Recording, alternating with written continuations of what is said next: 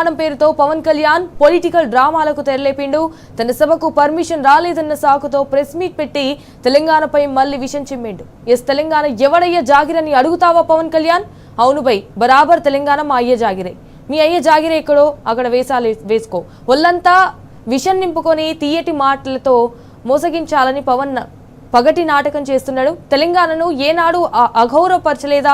తెలంగాణ వస్తే 11 రోజులు తిండి మానేసావని చెప్పడం ఆత్మగౌరవపరచడం కాదా? తెలంగాణ దిష్టి తగిలిందని అనడం అవమానించడం కాదా?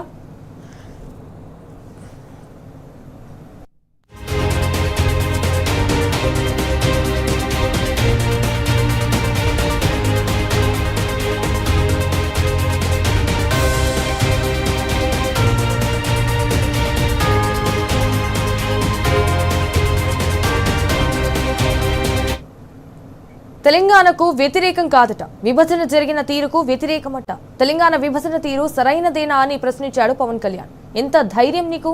విభజన జరిగిన తీరు తప్పదంటావా? తెలంగాణ విభజనకు నువ్వు కేంద్రానికి చెప్పిన విధానం ఏంటో చెప్పు చూద్దాం. తెలంగాణ ఏర్పాటు ఏమైనా రాత్రికి రాత్రి జరిగిందా? 14 ఏండ్ల పోరాటం తర్వాత కదా తెలంగాణ ఏర్పడింది.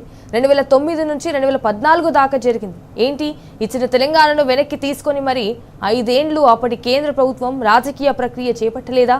ఇటు 10ల్లో కమిటీలు, 100ల్లో ఆల్ పార్టీలు, వేలాది అభిప్రాయ సేకరణలు జరగలేదా? విభజన తథ్యం ఆంధ్రకు ఏం కావాలని ఆప్షన్ ఇవ్వలేదా? పార్లమెంటులోనే కదా తెలంగాణ ఏర్పాటు నిర్ణయం జరిగింది. అందులో పవన్ కళ్యాణ్ అన్న చిరంజీవి చర్చలో పాల్గొనలేదా? ఇటు రాజ్యాంగ ప్రక్రియను కూడా అడ్డుకునేందుకు పేపర్స్ స్ప్రేలు కొట్టలేదా? ఆంధ్ర నేతలు కాదా?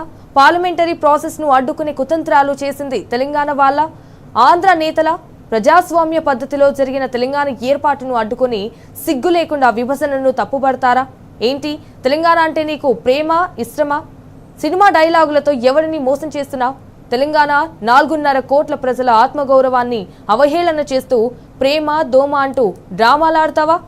యువరాజ్యం అని గొంతు చించుకున్న మరి ప్రజారాజ్యం తెలంగాణకు వ్యతిరేకంగా మాట మార్చినప్పుడు ఏం చేశావు?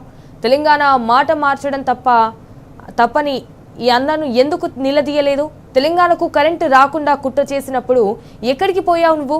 11 మండలాలను అన్యాయంగా గుంజుకున్నప్పుడు నీ నోరెందుకు విప్పలేదు? కృష్ణ జలాల్లో తెలంగాణకు ద్రోహం చేస్తుంటే ప్రశ్నించాలన్న దమ్ము పవన్కు లేదా?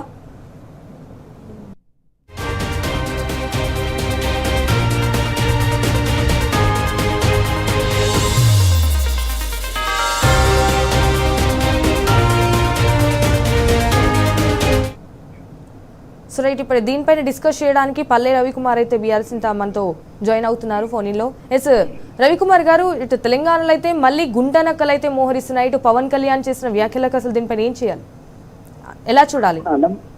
నమస్తే అండి సంజన గారు. ముందుగా పవన్ కళ్యాణ్ ఇంకా ఆయన ఒక రాజకీయ పరిపక్వత లేనటువంటి రాజకీయ నాయకుడిగా మాట్లాడుతున్నారు. ఆయన ఒక సినిమా నటుడి లాగా మాట్లాడుతున్నాడు తప్ప ఒక పరిణతి కలిగినటువంటి రాజకీయ నాయకుడిగా మాట్లాడుతుంది. అండ్ ఏ విషయం మీద కూడా ఏదో ఎవరో రాసిచ్చినటువంటి స్క్రిప్ట్ని, వాక్యాలని, డైలాగులని మాట్లాడటం తప్ప సినిమా నిర్మాత తన అవసరాల కోసం ఒక స్క్రిప్ట్ రైటర్ పెట్టుకుంటాడు. దాంతో సినిమా డైలాగ్ ఓ నిర్మాత ఉంటాడు, ఓ డైరెక్టర్ ఉంటాడు. ఈయనకు చంద్రబాబు నాయుడు నిర్మాత, డైరెక్టరు, నరేంద్ర మోడీ వాళ్ళ అవసరాలకు అనుగుణంగా, వాళ్ళ ప్రయోజనాలకు అనుగుణంగా మాట్లాడటం తప్ప అసలు తెలంగాణ అస్తిత్వం గురించి, తెలంగాణ ప్రజలకు సంబంధించినటువంటి తెలంగాణ ప్రజల ఆకాంక్షలకు సంబంధించి కానీ, తెలంగాణ ఆర్ద్రత కానీ, తెలంగాణ సమాజం కానీ పవన్ కళ్యాణ్కి ఇంకా 1000 జన్మలు ఇచ్చినా కూడా అర్థం కాదు. ఎందుకు అంటే ఆయనకి ఏ పార్టీ పరిజ్ఞానం ఉందో, ఆయనకి ఏ పార్టీ పరిపక్వత ఉన్నదో, ఆయనకి ఏ పార్టీ తెలంగాణ అంటే ప్రేమ ఉన్నదో అక్కడే అర్థమైంది. మళ్ళీ 12 ఏళ్ల తర్వాత మాట్లాడిన మాట ఏంటంటే తెలంగాణ రాష్ట్ర ఏర్పాటు ప్రక్రియ అట రాజ్యాంగబద్ధంగా జరిగిందని చెప్పేసి ఇవాళ మాట్లాడతారు. సిగ్గుండాలి పవన్ కళ్యాణ్ కు. ఏం సోయి తెచ్చినటువంటి మాటలు. ఒక ముఖ్యమంత్రి అన్నటువంటి విజ్ఞతలు, ఇంగిత జ్ఞానం మర్చిపోయి ఇవాళ ఇష్టం అన్నట్టుగా మాట్లాడటము. తెలంగాణ ఈ దేశంలో ఏర్పడినటువంటి ఇన్ని రాష్ట్రాల్లో స్వతంత్రం వచ్చిన రోజు నుంచి ఇప్పటి వరకు ఏర్పడినటువంటి 16 రాష్ట్రాల్లో ఏ రాష్ట్రానికి సంబంధించినటువంటి ఏ రాష్ట్ర ఏర్పాటు సందర్భంలో కూడా ఇంత విస్తృతమైనటువంటి చర్చ కానీ, ఇంత విస్తృతమైనటువంటి అభిప్రాయాలు కానీ పార్లమెంట్ లో కానీ, చట్టసభల్లో కానీ, బయట రాజకీయ పార్టీలు కానీ ఎక్కడ జరగలేదు. తెలంగాణకు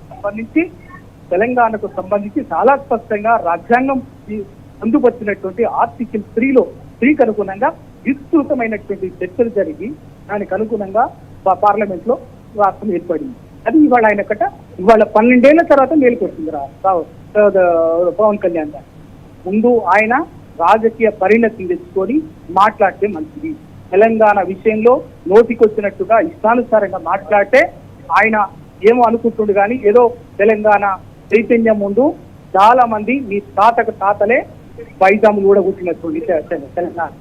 ఆ పరిస్థితి తెచ్చుకోవద్దని చెప్పేసి ఈ సందర్భంగా పవన్ కళ్యాణ్ గారు చెప్తున్నారు. ఎందుకు అంటే కేవలం ఇది చంద్రబాబు నాయుడు, రేవంత్ రెడ్డి, నరేంద్ర మోడీ ఆడుతున్నటువంటి డ్రామాలో భాగంగానే పవన్ కళ్యాణ్ అనేటువంటి ఒక కొత్త క్యారెక్టర్ ఇవాళ మళ్ళీ తెలంగాణని అస్థిరపరిచేందుకు, తెలంగాణ అస్తిత్వాన్ని దెబ్బతీసేందుకు వచ్చినటువంటి చేస్తున్నటువంటి దుష్ట పన్నాగము. తప్పనిసరిగా చైతన్యవంతమైనటువంటి సమాజము తెలంగాణ సమాజం ఇవాళ రాజకీయాలకు అతీతంగా పవన్ కళ్యాణ్ లాంటి వాళ్ళ మోసాన్ని, కుట్రలని, లోతైన కుట్ర వెనుకున్నటువంటి లోతైన పన్నాగాన్ని పసిగట్టగలిగే చైతన్యం ఇవాళ తెలంగాణ సమాజానికి ఉంది. తెలంగాణకు ఇటువంటి రంగుల వేసవాళ్ళని చూసి ఏదో తెలంగాణ ఏదో భయపడేటటువంటి పరిస్థితి లేదు. తెలంగాణ అస్తిత్వాన్ని ఇవాళ కాపాడుకోవటం అనేది తెలంగాణ సమాజం మీద, రాజకీయాలకు అతీతంగా పౌర సమాజం మీద చాలా స్పష్టంగా ఉన్నది. ఖచ్చితంగా ఎన్ని రాజకీయ వైవిధ్యాలున్నా, ఎన్ని రాజకీయ విభేదాలున్నా సందర్భం వచ్చినప్పుడు తెలంగాణ సమాజం అన్నిటికీ రాజకీయాలకు అతీతంగా, భేషజాలకు అతీతంగా ఒక్కటిగా నిలబడి తనను తాను నిలబెట్టుకుంటది, తన అస్తిత్వాన్ని తను కాపాడుకుంటది.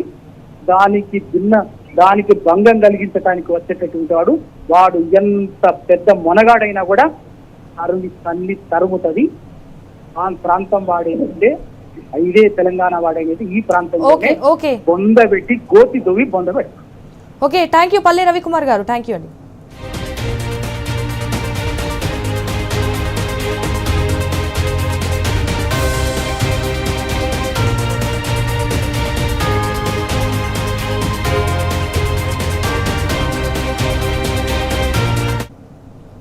సో ఇదే అంశంపై ఇప్పుడు మనతో డిస్కస్ చేయడానికి ఇటు బీఆర్ఎస్ నేత దేవిప్రసాద్ గారు అయితే ఫోన్ ఇన్ లో ఉన్నారు. ఎస్ దేవిప్రసాద్ గారు, మరి చెప్పండి, పవన్ కళ్యాణ్ వ్యాఖ్యలను అసలు ఎలా చూడాలి? గుడ్ ఈవినింగ్ అండి. ఇవాళ మళ్ళీ తెలంగాణలో గద్దలన్నీ వాలుతున్నాయి. ఇంతకుముందే మా ఆవిర్భావ సభలో మా కేటీఆర్ గారు కూడా చెప్పారు. ఎందుకంటే 9.5 సంవత్సరాల కేటీఆర్ పరిపాలనలో తెలంగాణ పట్ల ఎవ్వడు నోరు తెరిచేటువంటి ధైర్యం చేయలేదు. తెలంగాణను అవమానపరిచేటువంటి మాటలు మాట్లాడినటువంటి సందర్భాలలో లేవు. కానీ 2.5 సంవత్సరాల కాంగ్రెస్ పాలనలో ప్రతి ఒక్కరు కూడా తెలంగాణ మీద విషయం కట్టేటువంటి ప్రయత్నం జరుగుతూ ఉంది.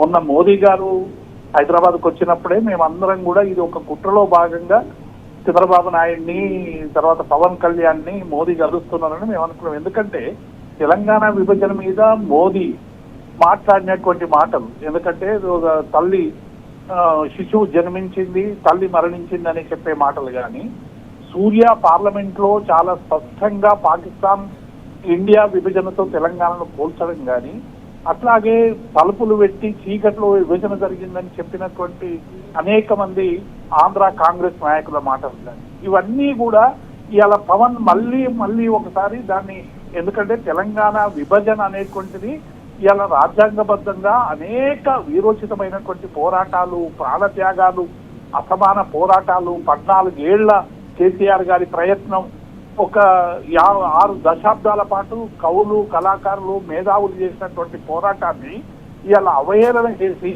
ఆ తెలంగాణ విభజన చీకట్లో జరిగిందని చెప్పేటువంటి మాటలు మాట్లాడడం అనేటువంటిది ఇది దుర్మార్గం. ఇవాళ పవన్ కళ్యాణ్ రూపంలో ఇవాళ బీజేపీ, చంద్రబాబు అందరూ కలిసి ఇవాళ బీఆర్ఎస్ ఎట్లాగో అధికారంలోకి వస్తుంది.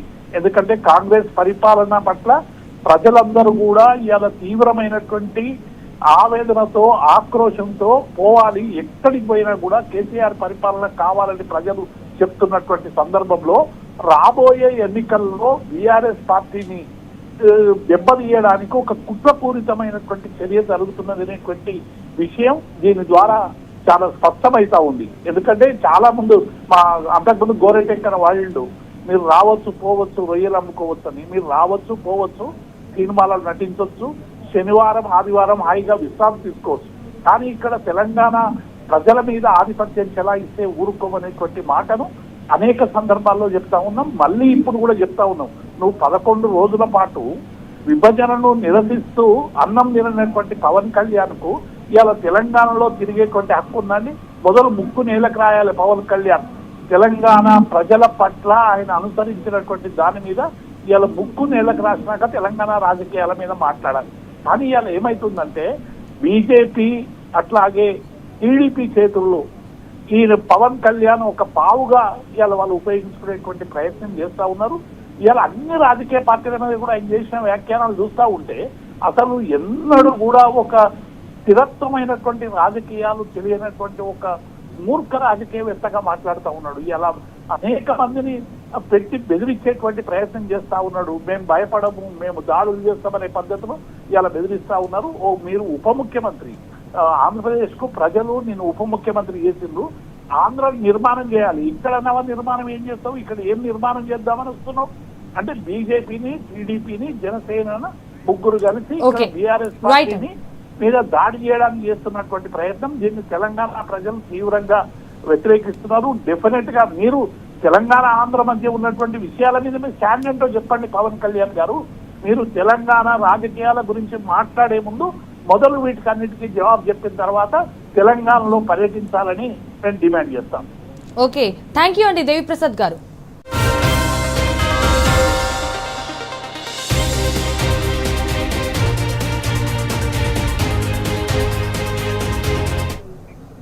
సో రైట్, ఇప్పటి వరకు నా బులెటిన్ అప్డేట్స్ చూస్తూనే ఉండండి టీ న్యూస్.